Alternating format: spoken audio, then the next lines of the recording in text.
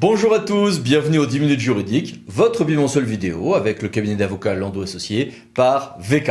Alors, comme tous les 15 jours, un grand dossier et des brèves.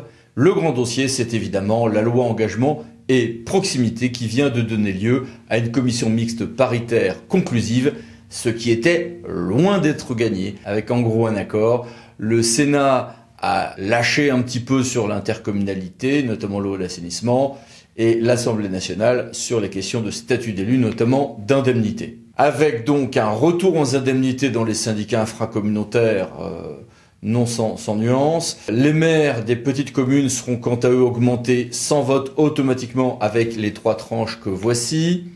Le Sénat de son côté a un peu lâché sur les questions d'intercommunalité, puisqu'on aura bien une intercommunalisation de l'eau, de l'assainissement et des eaux pluviales urbaines dans les communautés d'agglomération au 1er janvier prochain, et que pour l'essentiel, on reste sur les projets gouvernementaux pour les communautés de communes. À côté de tout ceci, il y a eu énormément de débats sur le régime de convention permettant la gestion de services ou d'équipements, notamment en matière d'eau et d'assainissement. Voici des précisions. Grande surprise, la suppression même de la notion de compétence optionnelle en communauté de communes et d'agglomération. Toujours pas de vraie intercommunalité à fiscalité propre avec des compétences à la carte comme le voulait le Sénat. Toute une série de mesures propres aux syndicats mixtes ouverts. On a la question de la gouvernance intercommunale. Changement possible de périmètre par diffusion de communautés ou par retrait-adhésion en communauté d'agglomération, comme c'est déjà le cas en communauté de communes. Des pouvoirs de police des maires importants qui peuvent donner lieu même à des sanctions administratives financières avec application immédiate. Surtout ceci. 3 questions à Nicolas Portier, délégué général de la DCF. Tout d'abord, Nicolas, merci d'être avec nous. Et une première question. Quel est ton sentiment sur les arbitrages qui ont été retenus en matière de compétences ? On a eu bien sûr les débats sur l'eau et l'assainissement, mais le gouvernement avait fait savoir qu'il ne voulait pas rouvrir complètement le sujet qui a été déjà retouché dans un texte correctif de la loi NOTRe. Donc on est arrivé à des assouplissements des modes d'exercice, mais pas de remise en cause générale de l'équilibre général des compétences. Sur ce texte, c'est plutôt, comment je dirais, des assouplissements dans les façons d'exercer les compétences que le compromis a été trouvé, puisque l'Assemblée nationale s'est un peu opposée au détricotage qui semblait s'annoncer au moment du vote du Sénat lors de son examen du projet de loi. Et puis il y a eu des assouplissements sur les compétences optionnelles, mais nous restons sur, comment je dirais, les grands principes généraux de l'intercommunalité. Ça correspond à la demande quand même de stabilité dont ont fait part les élus ces derniers mois, de stabilité législative. Et donc on est plutôt sur des assouplissements que sur une remise en cause générale de l'architecture de nos pouvoirs locaux. Il y a également un volet sur la gouvernance intercommunale. Est-ce que ça peut être l'occasion de réfléchir, voire de vivifier la démocratie intercommunale ? Alors ça, c'est pour nous c'était l'enjeu principal. Il y avait 3 volets dans ce texte pour ce qui est de l'intercommunalité, parce qu'il y a des dispositions très, très nombreuses sur les indemnités. C'est justement le volet gouvernance. On voit bien qu'il faut plutôt de la stabilité sur les compétences et les périmètres, sauf ajustements à la marge. Mais sur la gouvernance, en effet, le texte veut promouvoir très fortement les pactes de gouvernance au début de mandat. Et c'était même une de nos propositions, c'est d'arriver à en faire un rendez-vous, même s'il est déjà très largement emprunté par les élus, parce que les chartes ou pactes de gouvernance sont très répandus. Mais là, on irait vers une sorte de systématisation de ces pactes de gouvernance qui doivent prévoir un peu les modalités d'organisation, d'implication des maires dans la conférence des maires, sauf si tous les maires sont déjà membres du bureau. Et puis ces pactes de gouvernance pourront s'élargir à d'autres sujets de solidarité financière, de mutualisation. Pour nous, c'est un point fort et nous allons accompagner les intercommunalités de France pour justement leur permettre de préparer dans les meilleures conditions ces pactes de gouvernance qui, de notre point de vue, permettront de créer le climat de confiance nécessaire aux relations entre communes et intercommunalités en début de mandat prochain. Et puis il y a le volet périmètre. Ces réformes répondent-elles aux souhaits de la DCF ou au contraire suscitent-elles des inquiétudes ? Alors sur les diffusions, ça dépend un peu l'ambition qu'on veut donner à cette diffusion. Il peut y avoir un mauvais signal de donner l'impression qu'on va détricoter ce que les préfets ont voulu inciter il y a 3 ans. Donc là, il y a un problème de risque d'instabilité de message. Si en effet c'est dans des cas très particuliers où les élus se rendent compte qu'une intercommunalité qui aurait un périmètre non pertinent à travers justement des fusions imposées en 2017, si on s'aperçoit en effet qu'on veut reconfigurer le périmètre intercommunal, d'initiative locale, on peut avoir une procédure simplifiée permettant de revoir cette fusion mal faite, mal née en 2017, et donc que cette possibilité existe, c'est bien, et la procédure que prévoit le texte donne des garanties pour que ça ne soit pas l'éviction contre son gré d'une partie d'un territoire, d'une intercommunalité. Donc il y a des conditions de majorité qui nous vont assez bien à l'échelle des intercommunalités projetées dans le cadre de cette diffusion. Sur les sorties dérogatoires, là nous sommes plus critiques, puisque nous avons connu l'expérience de 2004, où déjà ces retraits dérogatoires un peu agressifs avaient été rendus autorisés pendant une période de temps, et c'était traduit par des contentieux assez nombreux entre les communes sortant des agglomérations et le reste de l'agglomération. Nous continuons de plaider pour qu'en effet, il y ait une sorte d'entente, d'accord des parties prenantes pour aller vers des divorces, que ça reste des divorces à l'amiable et pas des sécessions unilatérales.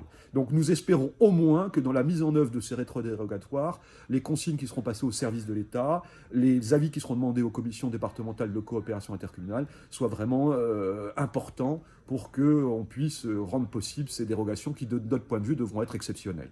Le temps est venu maintenant de stabiliser les périmètres. Nos concitoyens vont élire leurs représentants dans les intercommunalités en mars prochain.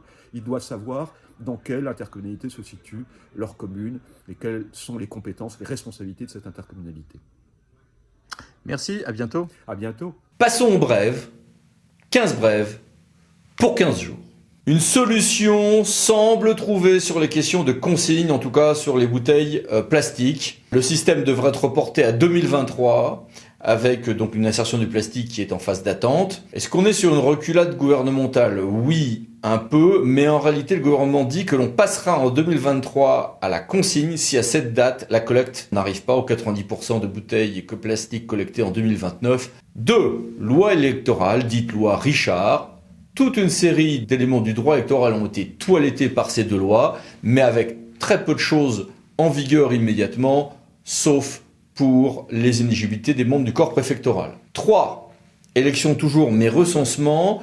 Le gouvernement a enfin été clair sur le fait que c'était bien la population authentifiée, date du 1er janvier 2007, qui servira pour les élections municipale de 2020, recensement qui d'ailleurs a donné lieu à quelques correctifs par le décret du 5 décembre que voici. 4. Est-ce que les marchés publics peuvent être gérés comme l'école des fans, où chacun se donne à lui-même des bonnes ou des mauvaises notes et aux autres candidats? Eh bien, le juge administratif nous a confirmé sans surprise que non, ce n'est pas aux candidats de s'auto-évaluer, de s'auto-noter, mais à tout le moins, cela a-t-il donné lieu donc du coup à un arrêt amusant. 5. Une commune nouvelle peut-elle opter pour un nom à usage commercial?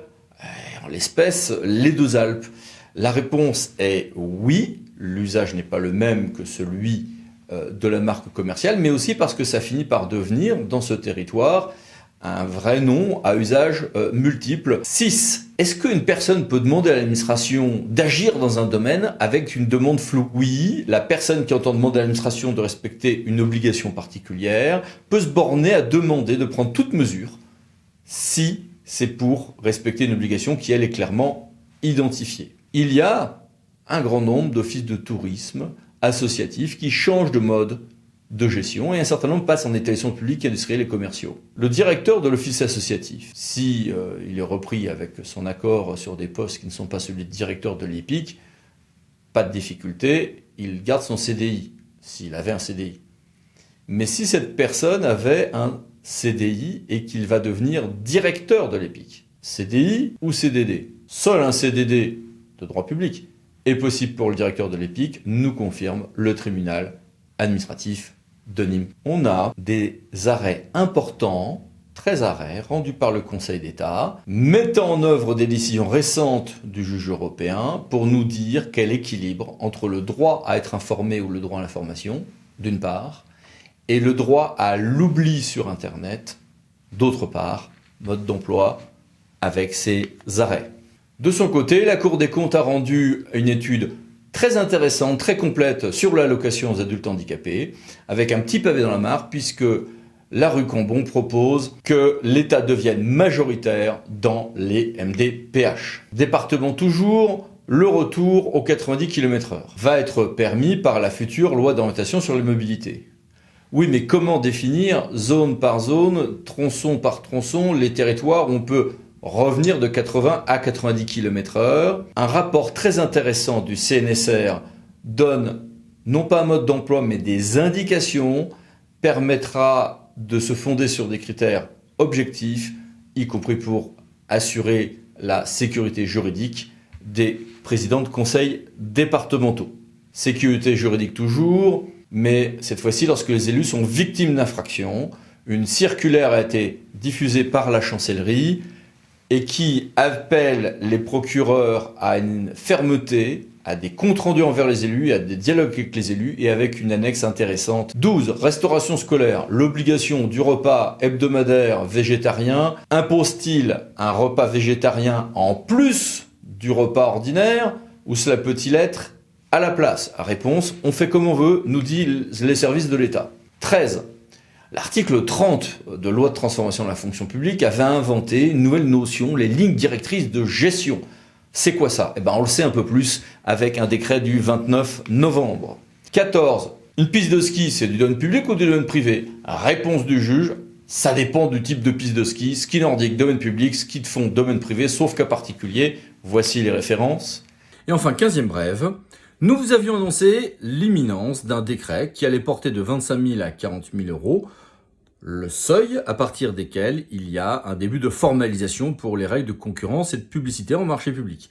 Ce décret est sorti, nous sommes bien au 1er janvier prochain avec des procédures à partir de 40 000 euros. En dessous de ce seuil, les grands principes de la commande publique néanmoins s'appliquent et ce décret modifie aussi 2-3 petites choses, notamment en matière d'avance forfaitaire. Voilà, merci et à bientôt pour une nouvelle vidéo, les 10 minutes juridiques parlant de associés pour VK. Et n'hésitez pas à vous abonner juste après cette vidéo. Merci, au revoir.